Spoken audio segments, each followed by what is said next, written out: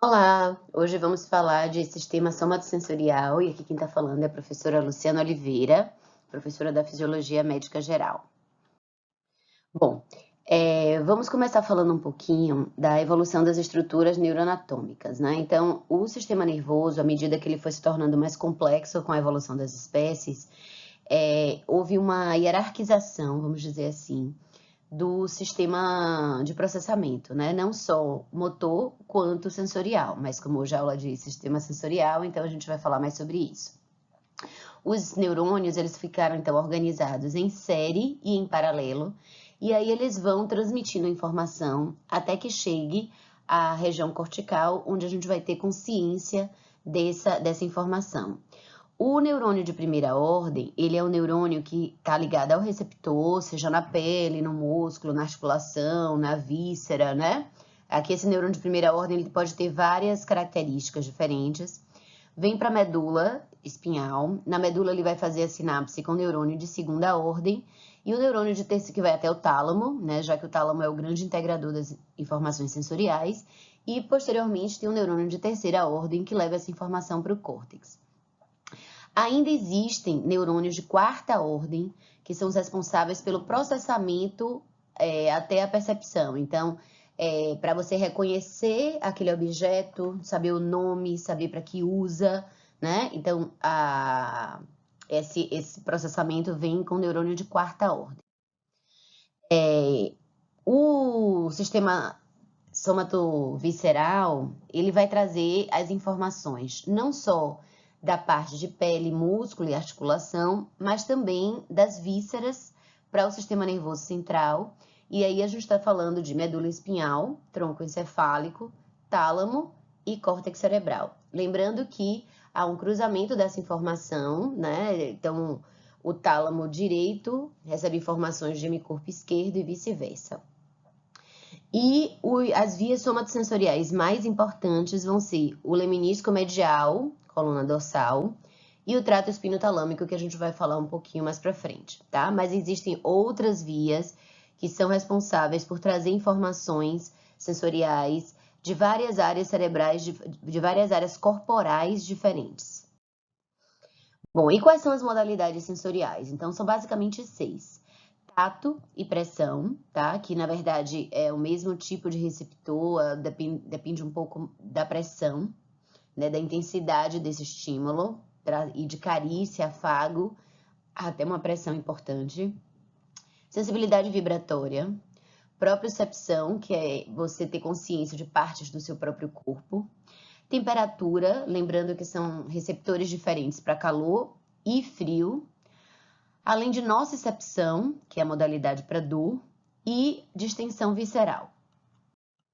Bom, aqui a gente está vendo, uma figura da Margarida Aires, nós temos alguns tipos diferentes de receptores, e quando há um estímulo, então aqui embaixo a gente consegue ver o estímulo mecânico, você vê que é o mesmo estímulo, teoricamente com a mesma intensidade, e ele vai tanto ter campos receptivos diferentes, porque a depender do receptor, ele vai dar informação bem pontual, ou ele vai pegar uma área daquela região do corpo um pouco maior. E a descarga elétrica resultante desse estímulo também vai ser diferente de acordo com o tipo de receptor que a gente está falando, tá? Eu não exijo que vocês gravem o nome do receptor, então o corpúsculo de Pacini, que é o receptor vibratório, não precisa você lembrar, decorar o nome Pacini. A gente pode trabalhar falando de receptores para vibração, receptores para tato e pressão, receptor para dor, tá? E é o que a gente vai estar falando ao longo dessa aula. Mas eu ainda vou ficar usando os nomes porque as figuras dos livros aparecem desse jeito e fica mais fácil de organizar a aula, tá? Mas eu não vou exigir que vocês decorem o nome exatamente de cada tipo de receptor, não. Bom, e aí vamos separar então os receptores sensoriais naqueles que estão ligados à pele e os que estão ligados a músculo, articulação e víscera. Bom, nesse primeiro momento, então, vamos falar dos mecanorreceptores cutâneos.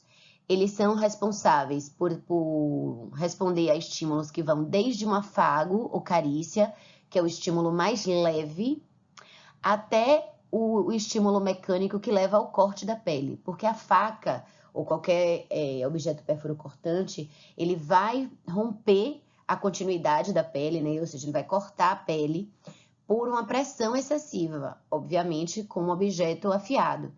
E antes de romper e ativar nosso receptor, ele também ativa mecanorreceptor. Eles podem sofrer adaptação rápida e adaptação lenta, né? Depende do tipo de receptor que a gente está falando. Esses receptores são receptores de adaptação mais lenta, enquanto esses receptores são receptores de adaptação mais rápida. E o que é que significa essa adaptação? É a capacidade, a velocidade de resposta, né? De deixar de responder. E um detalhe interessante, agora que a gente vê corpúsculo de Meissner e de Pacini, é o tipo de estímulo. Então, o de Meissner, ele com certeza dá uma informação mais pontual. Então, se você tocou aqui, ele consegue localizar exatamente. O de Pacini, você vê que o pontinho está onde está o estímulo, mas ele sente uma dor, ou ele sente a pressão como se fosse nesse dedo, mas ele não consegue uma localização muito precisa, tá? Justamente pela característica do próprio receptor. E aqui também, da mesma forma, né? Tocou nessa regiãozinha onde está a bolinha mais escura, mas ele vai perceber a informação como sendo nessa região da mão. E os de Merkel e Ruffini, né, que tem uma adaptação mais lenta, da mesma forma também, ser pontual ou pegar mais uma área que esteja ligada ao mesmo sistema, né? Essa terminação de Ruffini, inclusive, ela tem uma característica de ser ativada quando há um estiramento da pele.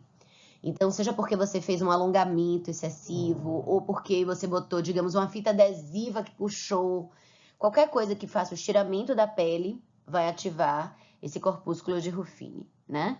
E daí essa informação, ela vai ser levada para o sistema nervoso central através de fibras, né? Lembrando que existem fibras mielínicas e fibras amielínicas. As fibras mielínicas são fibras que têm uma bainha de mielina que faz um isolamento completo. E apenas nos nodos de Ranvier ocorre troca iônica para despolarização, como vocês já viram numa outra aula.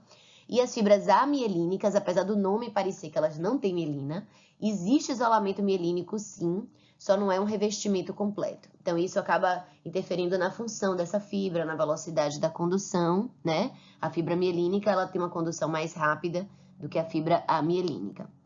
E aqui, no caso, o tipo de informação, o tipo de fibra usada para essas informações é a fibra do tipo C, que é uma fibra amielínica.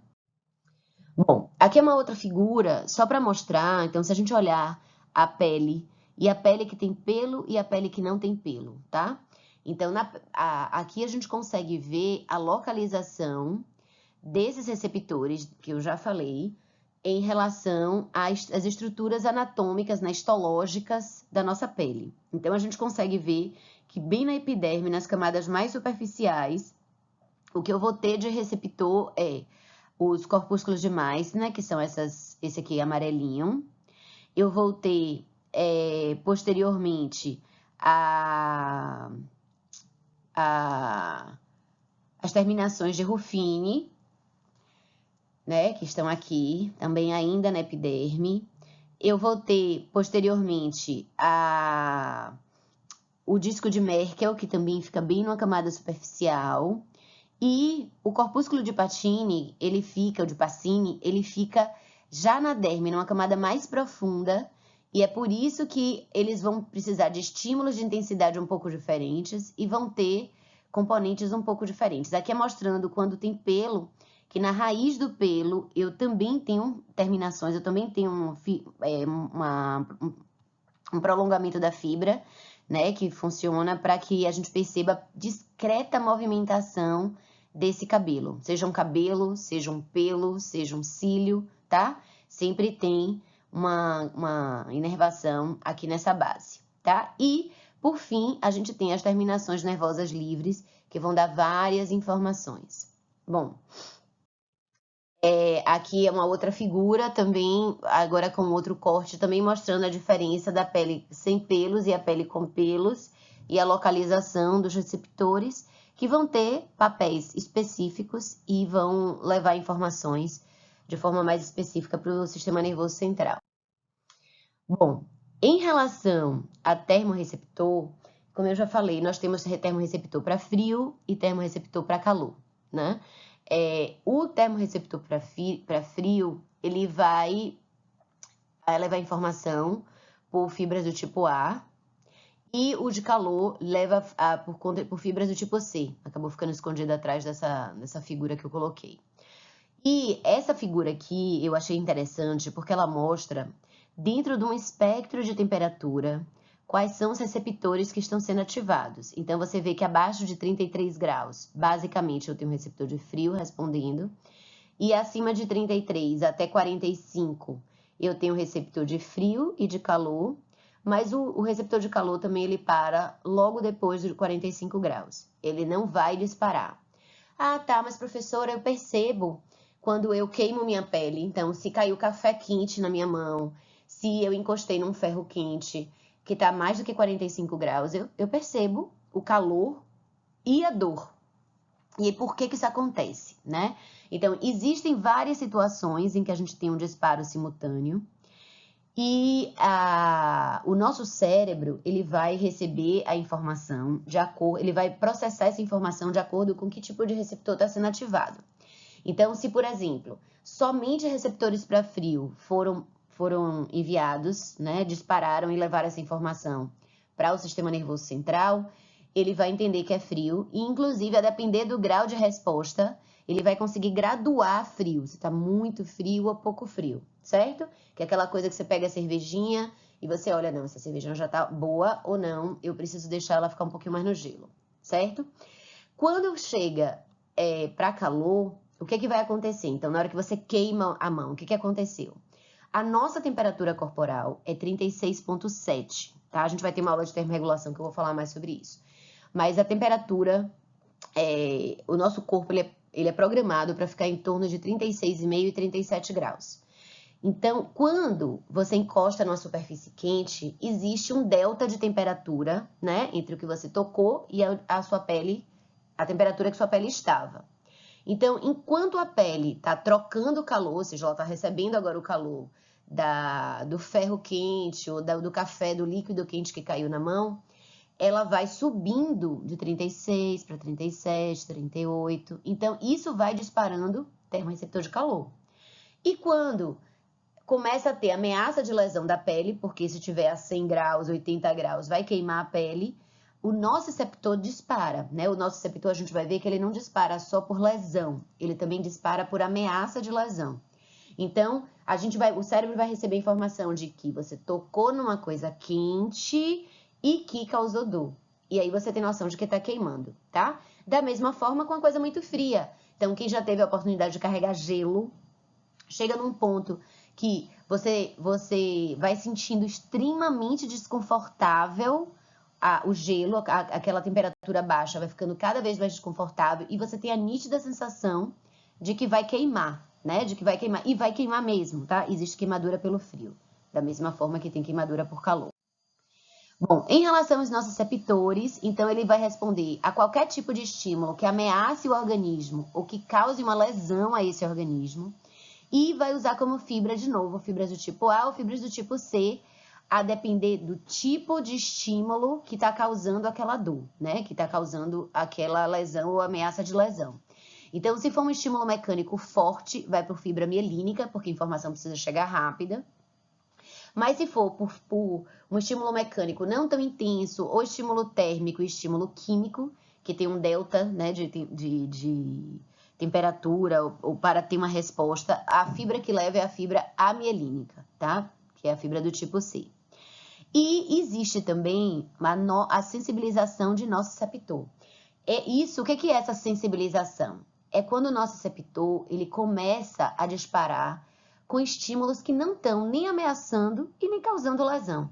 Então, isso vai acontecer em algumas doenças, tipo na diabetes. Na diabetes eu posso ter a neuropatia diabética, que tem um comprometimento do nervo sensitivo. E às vezes o paciente vai colocar um lençol em cima do pé, né, para se cobrir à noite. E a sensação é que está queimando o pé.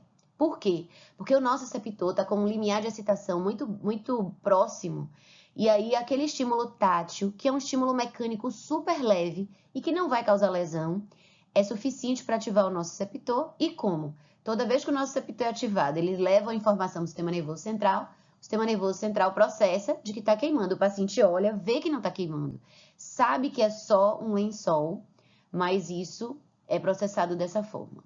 Um outro tipo é quando você queimou mesmo a pele, né? E aí qualquer coisinha que encoste, que é o que a gente chama de hiperalgesia, aquilo que está tocando naquele momento não está causando lesão, mas aquela região já está sensível, ou melhor, ela já está sensibilizada. E, consequentemente, ela vai despolarizar e levar a informação para o sistema nervoso central como muita dor, para uma coisa que não teria proporção com a intensidade do estímulo. E, em casos mais graves, pode até acontecer dor espontânea. Então, a lesão do nosso receptor, né, do nervo sensitivo, está tão grave que mesmo sem tocar nada, sem encostar nada, há um disparo de informação de dor. E aí o paciente vai processar essa informação como sendo de dor, tá? A gente não pode esquecer que o receptor, ele simplesmente despolariza e repolariza. Toda vez que ele despolariza, isso vai levar para o neurônio de segunda ordem, terceira ordem, e ser processado no sistema nervoso central. E daí a gente vai, com experiências prévias, entender o que está acontecendo. O receptor, ele não vai conseguir titular. Ele vai, se você tiver muitos receptores ativos, é uma intensidade maior.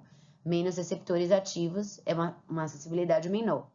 Mas, em casos como esse, de sensibilização de nosso receptor, realmente pode acontecer de ter um disparo não proporcional, tá? Mas isso acontece em situações patológicas, não é em situações normais. E aí, por que acontece a sensibilização, né? Por que esse nosso receptor ele começa a disparar desse jeito? Então, essa figura aqui é para mostrar. Então, aqui seria um nosso receptor com o seu axônio, né? A sua fibra aferente. E quando tem uma lesão celular, então vamos ver aqui, ó, uma célula que está morrendo, que foi destruída. Essa célula vai liberar um conteúdo citoplasmático que não deveria estar presente no meio intersticial. Então, há uma grande quantidade de potássio e de enzimas proteolíticas. Existe uma proteína que está ali, que é uma gama-globulina, que com a ação dessas enzimas proteolíticas, ela vai ser transformada em bradicinina. E essa bradicinina produz a sensibilização. Essa substância química, né, a bradicinina, ela vai pegar essa terminação nervosa livre, que é um receptor, e vai mudar o limiar de excitação dessa terminação nervosa. E aí, consequentemente, o nosso receptor vai disparar com muito menos estímulo, ok? Isso também pode acontecer com outras substâncias. Então, a gente vai ter a serotonina plaquetária, que eu até já falei na aula de neurotransmissores, que as plaquetas também liberam serotonina, e obviamente aqui ela não é um neurotransmissor, porque ela é liberada pela plaqueta. A histamina, que é liberada por mastócitos, que a gente aprendeu também como neurotransmissor, mas ela também tem outras funções. E esses eicosanoides, que vocês vão aprender mais em outras disciplinas, mas eles são mediadores de inflamação, tá? Que são as prostaglandinas e os leucotrienos. Essas substâncias vão permitir a abertura de canais iônicos ou ativação de segundos mensageiros a partir dos receptores que estão na superfície da célula e, consequentemente, vão aproximar o limiar de excitação do limiar de repouso e a célula vai despolarizar muito mais fácil. E, com isso, eu tenho uma sensibilização de nosso receptor. E existe um outro mecanismo, mostrado nessa figura, em que, vendo de novo a nossa terminação nervosa livre, né, que é o receptor nociceptivo, vocês veem que tem setinhas para cima, ou seja, levando a informação dolorosa, mas tem setinhas para baixo também. O nosso receptor, ele é um neurônio que tem uma característica, né, um receptor que tem uma característica peculiar, que ele não só tem uma via aferente, como ele também tem uma liberação de neurotransmissor, né, de substância, que vem como se fosse uma via eferente, né? Apesar de ser um neurônio sensitivo. E ele vai liberar essa substância, que no caso é a substância P, ou pode ser também o CGRP, que significa peptídeo relacionado ao gene da calcitonina. A calcitonina é um hormônio que está relacionado ao cálcio, por isso que tem esse nome, é um dos nossos hormônios hipocalcemiantes. Mas a gente vai estudar isso lá para a segunda parte da disciplina. O CGRP, ele não está relacionado ao cálcio, na verdade ele é um vasodilatador, mas ele pode ser liberado aqui também pelo nosso receptor e, consequentemente, eles vão causar alterações vasculares que vão caracterizar a inflamação. E aí eu vou abrir um parênteses para separar inflamação de infecção, que esse é um conceito que os leigos trazem, né? E vocês estão começando o curso de medicina e esse é o momento de aprender. Então, toda vez que a gente falar infecção, é porque eu tenho um agente infeccioso, que pode ser um vírus, uma bactéria, um protozoário, um fungo, certo? Nesse caminho. Esse agente infeccioso pode causar uma inflamação, certo? Mas eu também posso ter inflamação sem agente infeccioso. A inflamação, ela inclusive faz parte de todo o processo de cicatrização. Então, você cortou o dedo e esse dedo ele vai inflamar. Se você olhar em volta nas bordas da ferida, ela vai ficar rosadinha, vermelhinha, dolorida, né? Que são essas características inflamatórias que eu vou explicar agora, justamente porque esse processo de inflamação é necessário para cicatrizar. Então, na hora que inflama, aumenta o fluxo de sangue naquela região. E esse aumento do fluxo de sangue é por conta dessas substâncias vasodilatadoras. E isso vai dar o rubor, que é essa cor rosadinha, avermelhada da região. Qual é o benefício disso? É permitir que cheguem mais células, ou seja, mais glóbulos brancos que vão participar da defesa e do processo de cicatrização. Vai ter calor porque a forma de transporte da nossa energia térmica é pelo sangue. Então, quanto mais sangue tiver, mais quente uma região vai ficar. Tanto é que quando você fica corado, né, porque tá com vergonha, ou tomou um tapa e aquele lugar ficou vermelho, ali fica quente, ok? Mais sangue naquela região, mais calor a gente vai sentir. Tumor é um termo médico que a gente usa para câncer, né, que é um tumor maligno. A gente usa para crescimentos celulares, tipo tumor benigno, que um grupo de células começou a crescer numa quantidade maior, mas é benigno. E a gente usa também quando tem um crescimento de uma região, mas que isso pode ser só por edema. E o que é edema? Edema é quando eu tenho água no espaço intersticial, certo? Então, a água sai do vaso sanguíneo justamente por essa vasodilatação. Com a vasodilatação, eu aumento a pressão hidrostática dentro do vaso e a tendência é a saída do plasma, certo? É o extravasamento desse líquido para o meio intersticial e aí eu vou ficar inchado. Uma característica clássica disso é picada de inseto.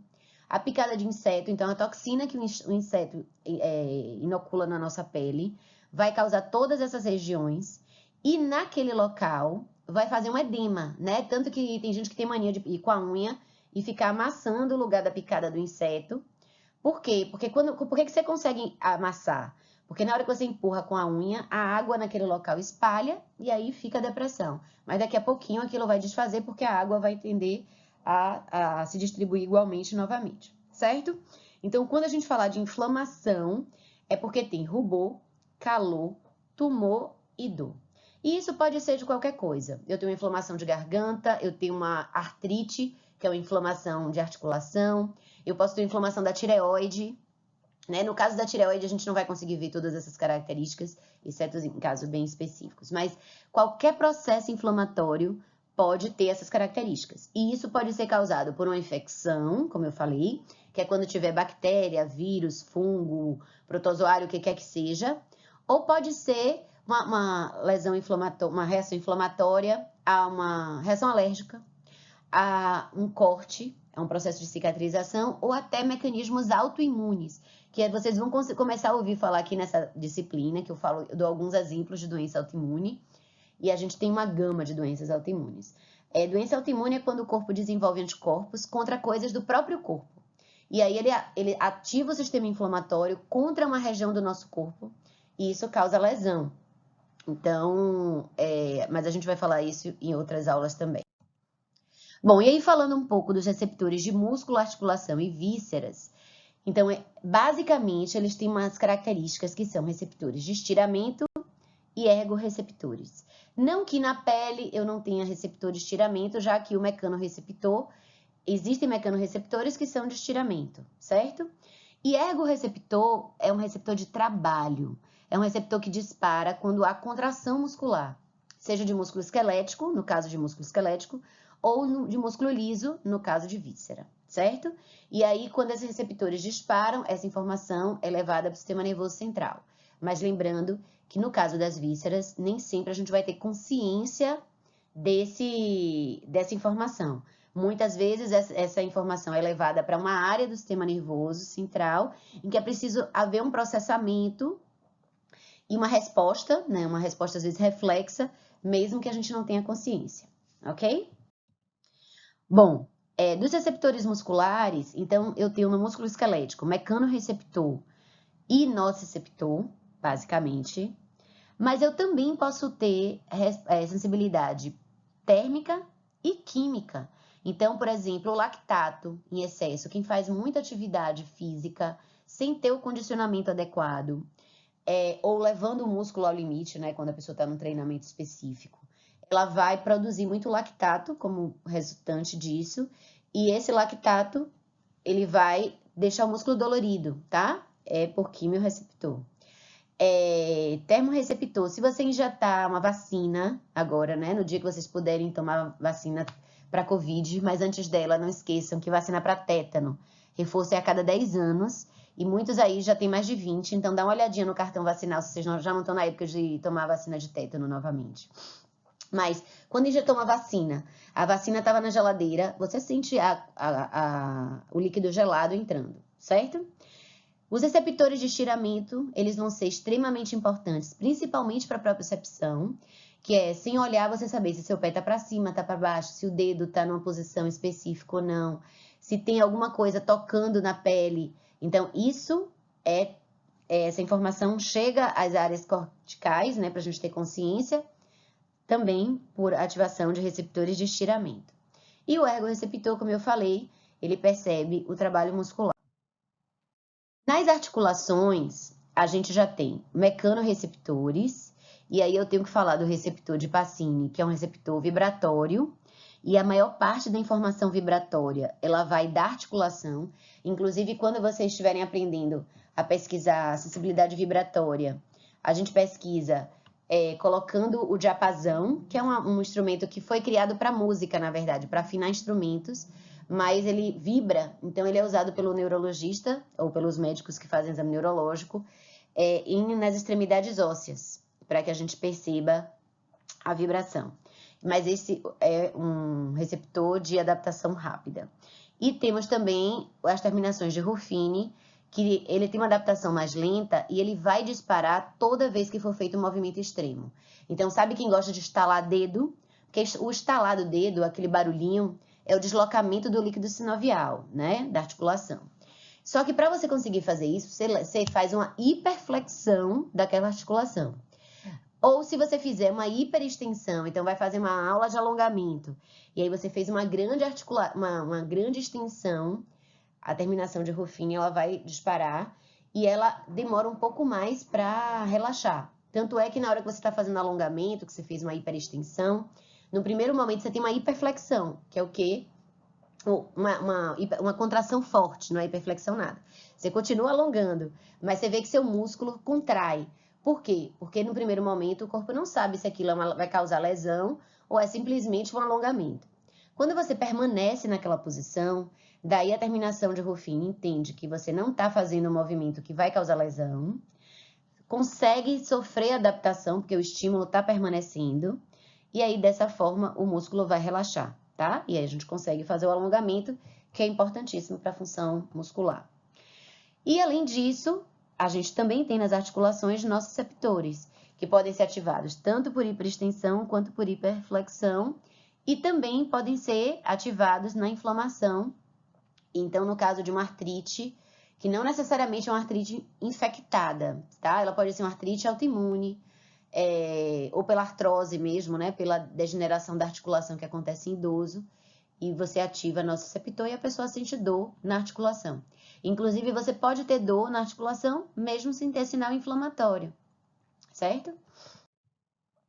Bom, e os receptores viscerais, existem poucos receptores, né? As vísceras, elas mandam muito poucas informações. Basicamente, a gente vai receber informação de distensão e de dor. O corpúsculo de Pacini, né? Ele vai estar no mesentério e na cápsula de vísceras, e ele vai disparar com a distensão dessa víscera. E os nociceptores, eles também vão ser específicos daquela fibra, e podem ser ativos após a sensibilização por lesão ou por inflamação. Então, a víscera, a gente pode, por exemplo, se você tiver com a bexiga muito distendida e você acorda de manhã, a bexiga está bem distendida e você vai urinar. Nesse início de contração, como o esfíncter ainda não relaxou completamente, existe uma dor, que a gente fala, tô com dor de urinar. Isso é porque a distensão está muito grande e isso ativou nocicepção também. Mas como o esfíncter vai relaxar e você vai conseguir urinar, daqui a pouco vai vir um alívio e tudo bem. Mas se, por exemplo, você tiver uma obstrução na saída, então uma pessoa que tem uma próstata muito desenvolvida e ela realmente, a próstata anatomicamente, ela abraça a uretra, né? Por onde vai passar a urina. Então, ou no caso de um cálculo, que foi ali, tampou a saída da bexiga, né? Tampou a uretra. Isso vai continuar essa dor, porque a víscera continua distendida e ela vai fazer pressão para tentar esvaziar e vai ter a resistência. Aumenta a pressão, aumenta a distensão, aumenta a dor, certo? Bom, como é que é essa organização? Então, revendo, eu tenho todos os receptores de pele, de músculo e de articulação. Essas informações são levadas ao medula espinhal, neurônios de primeira ordem. Essa informação vai fazer sinapse e chega até o tálamo, que é o neurônio de segunda ordem. Posteriormente, essa informação vai para o córtex, neurônio de terceira ordem. E a partir daqui, ele pode levar para o córtex motor para ter alguma resposta, pode levar para uma área para você conseguir entender o que aconteceu e nomear, né? Se for para a região temporal, você vai conseguir nomear o objeto que está tendo essa alteração. E o cerebelo está aqui nessa figura porque para vários movimentos, então, por exemplo, a gente planejou, a gente vai ver isso de novo na aula de funções motoras, mas a gente planejou um movimento, executar um movimento, e aí na hora que você foi dar o passo, tinha um degrau, você não viu, e aí o pé não foi. E aí a informação, então, tem o que foi planejado e tem o que foi executado. Então, vai ter informação que foi da articulação do membro inferior, que não fez a movimentação, que não chegou ao que você gostaria. Então, na hora que a gente vai... Então, tudo vai mandando a informação, tá? Vai mandando a informação. E aí, o córtex vai e processa. Poxa, não aconteceu, não movimentei, o que aconteceu? Aí você olha para baixo e você viu que tinha um degrau na frente, que por isso seu pé não conseguiu mexer. Ou, às vezes, você programou, mas não deu nem tempo, às vezes, de você ter consciência, e o seu corpo já ajustou. Ou seja, você vinha correndo, tinha um buraco, você pisou errado no buraco, porque você não tinha visto, mas você não caiu. Por quê? Porque essa informação chegou no cerebelo e eles fizeram a correção e a informação foi para modificar o movimento para poder a gente não cair, tá? Mas aqui essa figura é só para mostrar a via sensitiva, o que vem da periferia e chega até o sistema nervoso central. E aqui também não contempla os receptores viscerais. Essa figura não é completa. Vamos falar um pouquinho de dermátomo, né? Então, a gente tem uma organização das áreas do nosso corpo com áreas do sistema nervoso central, né? Então, a mão, cada dedinho da mão, as partes da perna, do pé, elas têm uma organização somática no sistema nervoso central. E isso, eu gostei muito dessa figura, eu achei que elas eram complementares, né? Na minha aula antiga eu mostrava só essa, mas daí quando eu vi essa figura de cá, eu achei que ela consegue mostrar, ajudar a explicar, porque normalmente eu faço esse desenho no quadro, e aqui com a aula gravada eu não consigo. Então vamos lá. O padrão de inervação, ele é determinado durante a embriogênese, ou seja, na hora que a medula está se formando, e o corpo, né, o resto do corpo, das estruturas corporais estão se formando, está tudo formando ao mesmo tempo. Mas o que que acontece? A medula espinhal, ela preenche todo o canal espinhal. Só que, quando a gente nasce e a gente começa a crescer, o sistema nervoso, ele não tem a plasticidade do resto do corpo e ele não vai crescer nessa proporção. Então, a medula, ela vai ficando menor do que a coluna, né? As vértebras vão crescer e, consequentemente, é como se aqui encurtasse. Então, a medula espinhal, ela vai acabar no final da região lombar. Aí, essa figura de cá até mostra um pouco melhor. Então, quando começa a região lombar, tá vendo essa partezinha laranja? Eu já não tenho mais coluna, eu não tenho mais corpo celular. O que eu tenho aqui são as raízes nervosas, que formam o que eles chamam de cauda equina, porque parece realmente uma caudinha de cavalo, que são várias raízes nervosas de todas essas vértebras, de todos esses espaços vertebrais que vão passando raízes. E como a coluna encurtou, né, ela como se ela tivesse subido, mas na verdade não foi ela que subiu, foi a coluna que cresceu, a estrutura óssea que cresceu, e isso deslocou. Só que a raiz nervosa vai continuar saindo pelo mesmo local. Então, essa nomenclatura que a gente usa para falar C1, C2, C3, né, que são as raízes cervicais, as raízes torácicas começando com T, as raízes lombares começando com L e as sacrais começando com S, é por conta do espaço vertebral por onde está passando aquela raiz, por onde ela está saindo, certo? E isso tem uma correspondência com o nosso corpo.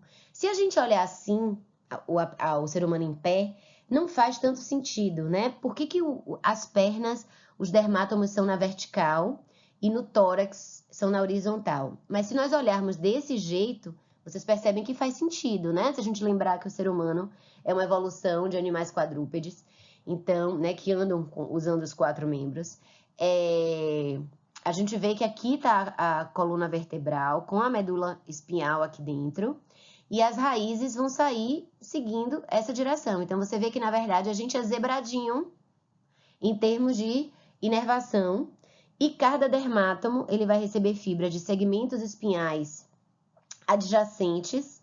Então, o nervo ele vai ser formado, às vezes, por várias raízes e essa informação neuroanatômica a gente vai usar para várias coisas. A gente vai usar para quando for precisar fazer uma anestesia, por exemplo. Então, vai fazer uma cirurgia de períneo ou de perna. A de perna não, que você pode fazer um bloqueio, mas vamos dizer aqui no tronco, né? De períneo, de bexiga, ou de pênis, ou de vagina, né? De grandes lábios. Ou um parto, né? Cesárea. Então, o anestesista ele vai vir e ele vai furar e vai injetar o líquido. Obviamente, ele sabe que ele só pode injetar na região lombar, das vértebras lombares, né? Não pode injetar acima para não pegar a medula. E aí ele vai injetar um líquido que vai anestesiar, ou seja, vai levar uma hiperpolarização das células aqui, que não vão poder ser estimuladas. E dessa forma, toda a parte inferior deixa de mandar informação sensorial para o sistema nervoso central. Então, a gente não percebe a dor de um corte, né? E assim o cirurgião vai conseguir manipular. Às vezes, não tira a sensação tátil, tá? Dependendo do anestésico que ele usa, ele não tira o tato. Então, às vezes, é por isso que você precisa sedar a pessoa para poder ela não ficar dizendo, meu Deus, você tá me cortando, que ela sente movimentar, mas não sente dor, certo? Bom, como é que é organizado essa informação sensorial quando ela chega na medula espinhal? Então, aqui vocês já devem ter visto com o Jamari, né? A gente tem essa zona cinzenta que forma um H, que é onde estão os corpos celulares, e a parte branca que fica por fora, né, na medula espinhal, que é por onde passam os axônios, que são as fibras nervosas, que são organizados em tratos e em feixes. Então, aqui é o quadrante anterolateral e aqui é a coluna dorsal, que quando eu estiver falando das sensibilidades específicas, elas são organizadas para ir por locais específicos. Então, vocês veem que a informação sensorial está vindo, ela vai sempre entrar pela raiz dorsal da medula. Algumas informações já vão fazer sinapse aqui e subir, então o neurônio de segunda ordem já começa aqui. Existem informações que chegam e sobem, e essa fibra que forma esse trato vem do mesmo neurônio do receptor. E tem outras que fazem a sinapse, mas a informação vai vir pelo quadrante anterolateral e levar essa informação lá para cima. Bom, eu queria só falar um pouquinho de alguns neurônios, nervos, neurônios sensoriais específicos, que aqui no caso é o nervo trigêmeo. O nome trigêmeo é pela estrutura anatômica dele mesmo, né? Que ele parece que ele tem 3 ramos, que um ramo vai pegar essa parte frontal e até os olhos, o maxilar, né? O ramo medial, ele vai pegar essa parte intermediária da face, e o ramo mandibular vai pegar a região da mandíbula e temporal. Só que, além disso, né, então a divisão oftálmica, maxilar e mandibular. Além disso, ele inerva também cavidade. Então, ele vai pegar a cavidade nasal e a cavidade oral, e também vai inervar a dura mater. Então, às vezes, a sensação que a pessoa tem da dor de cabeça pode ser simplesmente uma compressão do trigêmeo. E isso acontece em algumas doenças que vão levar a essa neuralgia do trigêmeo. Então, a neuralgia do trigêmeo, ela não é uma dor causada por uma ativação do nociceptor. Não é lá na pontinha o receptor que está disparando. Ela é uma dor que a gente chama de dor neuropática. É um estímulo mecânico no nervo, no trajeto do nervo, que vai ativar aquela célula e vai levar essa informação. E como é a informação que aquela célula leva é de dor, isso chega como uma dor ao sistema nervoso central. Então, a gente tem uma sensação de dor. Só que essa, inclusive, é uma dor de difícil tratamento. Por quê?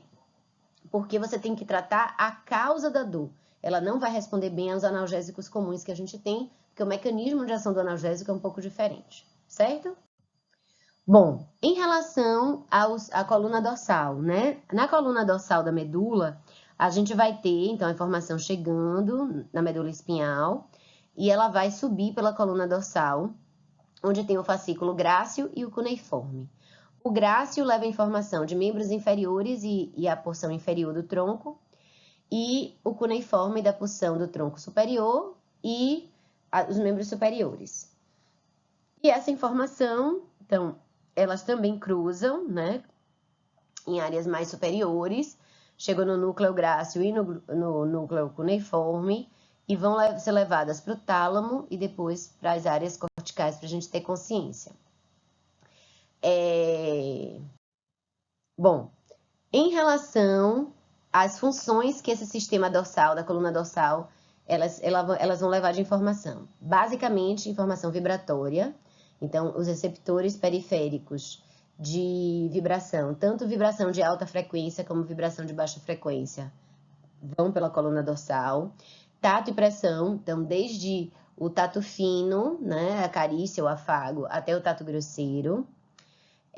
As informações de propriocepção, que a gente vai ter vindo tanto de receptores de pele, de músculo, de articulação, também em coluna dorsal, e de extensão visceral. São, então, esses 4 tipos de função sensorial que vão chegar ao sistema nervoso central pelo fascículo grácil e cuneiforme. O trato espinotalâmico, né, que ele fica na porção mais anterior da medula, ele vai ser importante para a informação térmica, dolorosa, e o tato grosseiro, que é o tato protopático. Então, para coisas mais ásperas, que tenham mais discriminação de 2 pontos, por exemplo, é tato epicrítico, que vai pela coluna dorsal, exatamente.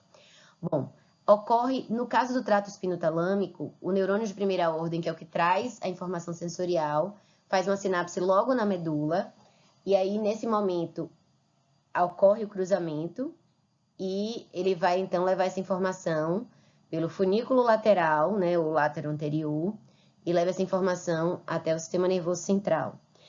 Obviamente, existem neurotransmissores envolvidos em todos esses neurônios, mas no caso do espinotalâmico, são neurotransmissores excitatórios, né, tanto o glutamato, quanto usando receptores NMDA e não NMDA. A substância P e o CGRP, eles entram como neuromoduladores, podendo potencializar essa informação, no caso da informação dolorosa. Lembram que eu falei da sensibilização de nociceptor? E o VIP, que é o peptídeo intestinal vasoativo. Então, apesar do nome ter intestinal, é porque ele foi descoberto no intestino, como um vasodilatador, mas ele também é um neurotransmissor. E ele também participa das informações que são levadas pelo trato espinotalâmico. A inibição de dor. Então, é importante a gente falar um pouquinho sobre isso, porque existem formas de reduzir a chegada da informação dolorosa ao sistema nervoso central. Então, um dos mecanismos é a inibição por estímulo mecânico fraco. Então, que é aquela coisa da mãe que faz um carinho. Então, o filho ralou o joelho e ela vai ali do lado e faz um carinho. Se ela fizer em cima da ferida, vai doer mais por causa da sensibilização do nociceptor. Mas quando ela faz do lado, o que é que ela está fazendo? Ela está dando um estímulo mecânico fraco. E esse estímulo mecânico, ele vai causar uma inibição da chegada da informação no sistema nervoso central. Durante muito tempo, se acreditava que seria como se o cérebro ele tivesse uma quantidade máxima de informações que ele pode receber. Então, vamos dizer que chegariam 10 fibras. Ele só poderia processar a informação de 10 fibras. Se você tivesse só a dor ia ser 10. Mas se você fizer um estímulo mecânico fraco, ela competiria por essas fibras. Então, você receberia, tipo, dor por 7 e 3, ele seria o estímulo mecânico tátil. Ou 5 e 5. E dessa forma, haveria uma competição, e é por isso que o nome ficou teoria das comportas. Só que, atualmente, isso é muito criticado, porque não existe essas comportas, tá? Não existe isso. Não, o que a gente sabe é que um estímulo inócuo, se for simultâneo ao estímulo doloroso, ele pode inibir essa chegada dessa informação no sistema nervoso central, principalmente em áreas mais superiores, né? Tálamo e córtex. E o que acontece? Então, na verdade, a gente tem uma ativação de vias analgésicas. Então, existe o trato espino-reticular e o espino-mesencefálico, né? Lembrando, então, não sei se a Maria já falou para vocês, o primeiro nome é de onde ele parte e a segunda parte é onde ele chega. Então, aqui no caso, existem neurotransmissores que são inibitórios, que são liberados nessas situações em que a gente faz um estímulo mecânico mais fraco. E esse neurônio inibitório vai inibir a via nociceptiva que está levando a informação de dor. E aí, consequentemente, melhora a dor. Um exemplo que a gente usa hoje é a acupuntura. Então, a acupuntura, ela age principalmente quando você faz uma estimulação elétrica transcutânea, né? Que eles colocam, ele bota a agulha da acupuntura e liga isso num aparelhinho que dá uma descarga elétrica. E isso ajuda, sim, a diminuir dor, mas é por ativar vias centrais que liberam neurotransmissores inibitórios e que aí diminui a chegada da informação de nocicepção ao sistema nervoso central, tá? Mas não é uma comporta propriamente dito. Então, o trato espinotalâmico, ele leva informação de temperatura, de dor, né? Tato e pressão grosseiros e sensação de cócega, prurido e as sensações sexuais. Deixa eu falar um pouquinho sobre isso. Em relação à dor, existem componentes sensoridiscriminativos, ou seja, para você saber de que origem tem aquela dor, se é uma dor de pancada, se é uma dor de queimadura, se é uma dor conhecida, por exemplo, de tirar um cravo, tirar uma espinha. Tem componente motivacional afetivo, então nem toda dor vai ser ruim. E eu não tô falando só do masoquista e do sádico, não. Eu falo de pessoas que entendem que dor pode ter um lado positivo. Então, na limpeza de pele. Limpeza de pele dói em todo mundo. Mas tem gente que aquilo tem uma dimensão absurda que não consegue tolerar a dor. E tem gente que tolera a dor porque sabe que depois daquilo a pele vai ficar limpa e aí vai ficar melhor, vai ter menos espinha e assim por diante, certo? Então, esse é o componente afetivo. E o trato espinotalâmico, ele também leva a sensação de cócega, prurido e sensação sexual. O que isso quer dizer? Realmente nós temos receptores específicos que quando eles são ativados, isso vai deflagrar a cócega ou vai deflagrar uma sensação sexual, por exemplo, a depender do tipo do receptor que foi ativado. Existe uma distribuição disso no nosso corpo e é por isso que as pessoas conseguem sentir prazer em áreas que não necessariamente estão ligadas à região genital, né? Elas conseguem, inclusive, chegar ao orgasmo sem ter estimulação dessas regiões, porque a ativação desses receptores com estímulo específico na pessoa motivada, tá? Não é qualquer toque, não é qualquer situação que aquilo também vai ter o mesmo efeito. E aí ela tem uma percepção de excitação sexual. E a cócega é a mesma coisa. Ah, professora, se me pegar de surpresa, eu sinto cócega. Mas se eu olhar, eu souber que vai fazer, eu não sinto. Porque a cócega é um reflexo, certo? Inclusive, o rir da cócega é reflexo também. Na hora que ativa aquele tipo de receptor, ele gera toda aquela resposta. Que a gente acabou transformando numa coisa positiva, né? Motivacional, assim, legal. Mas tem gente que não gosta, tem gente que faz cócega dolorida. E aí, o componente afetivo fica negativo. Mas, se você tiver consciência, ele é passível de inibição. Então, se você olhar e a pessoa disser, vou fazer cócega, você consegue inibir a resposta, certo? Da mesma forma que micção e evacuação é reflexo, e depois de um certo ponto a gente consegue inibir. Então, você consegue inibir. Vamos falar rapidinho de dor referida e dor neuropática, né? Que eu vou falar daqui a pouquinho. A dor referida é o seguinte: então, o paciente, ele vai ter um cálculo renal e ele diz que ele está com a dor de coluna. Então, o que é dor referida? Dor referida é quando a dor é percebida como tendo origem numa área que não tem a ver com a sua origem real. Então, o cálculo está no ureté, por exemplo, né? E você está achando que é um problema de coluna. Por quê? Por que isso acontece? Então, primeira coisa é que você nunca sentiu uma dor de cálculo renal antes. Então, você não conhece aquela dor.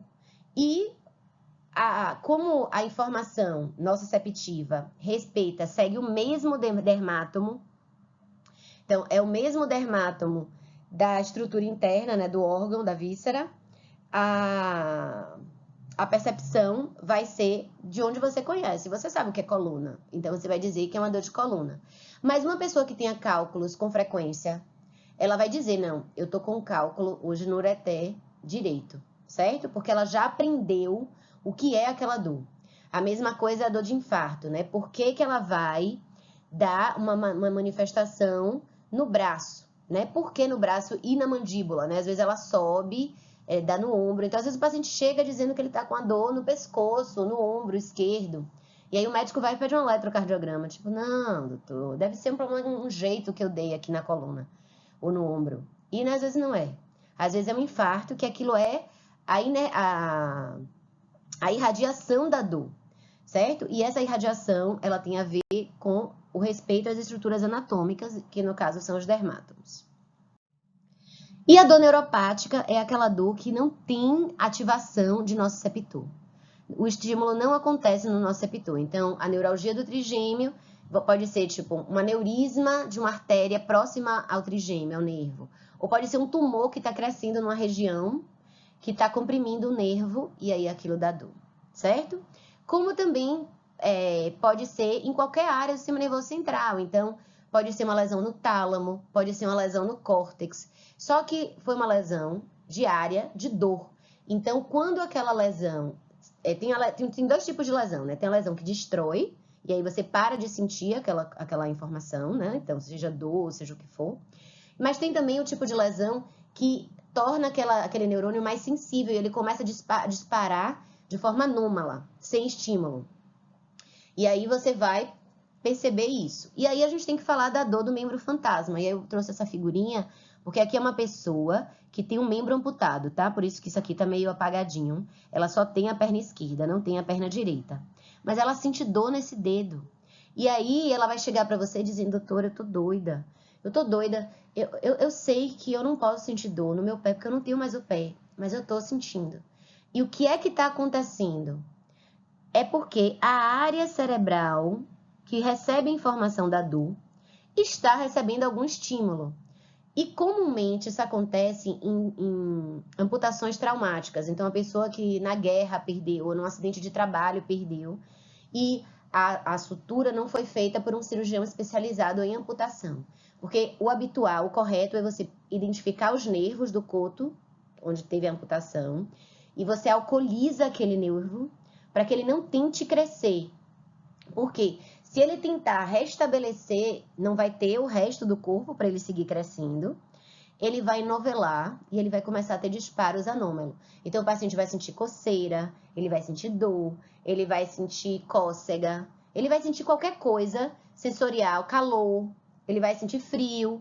O que quer que aquele neurônio que levava aquela informação de um receptor específico iria levar até o sistema nervoso central, aquela pessoa vai sentir, mesmo o membro não existindo, certo? Bom, o tálamo, então, ele recebe toda a informação sensorial, processa essa informação, inclusive existe uma organização somatotópica no tálamo, então tem áreas do tálamo específico para cada parte do nosso corpo. Existem neurotransmissores inibitórios e excitatórios, né, que vão se ligar a receptores e então ativar ou inibir determinadas áreas. E também, como eu já disse, eu posso ter uma lesão no tálamo que cause dor, certo? Então não tem de novo nociceptor, porque não tem nociceptor no tálamo. Mas como é a área do tálamo que processa, que recebe informação dolorosa, a lesão do tálamo pode ser processada como dor. E isso é uma dor também de difícil tratamento, porque não vai responder às analgésicos habituais. E depois do tálamo, a informação vai para o córtex. Eu gosto de mostrar essa figurazinha, porque é só para mostrar que é um hemisfério e cada areazinha do nosso hemisfério, cada partezinha, ela é responsável por uma parte do nosso corpo. Só que esse giro pós-central, né, que é onde tem o processamento inicial da informação sensorial, o tamanho da área não é proporcional ao tamanho anatômico, mas sim à quantidade de informação que aquela estrutura gera. Então, a mão, vocês veem que é muito maior que o pé, porque a mão é muito mais sensível, tem muito mais informações sensoriais do que o pé. A face, da mesma forma, tem muito mais informação sensorial do que o couro cabeludo, do que a cabeça.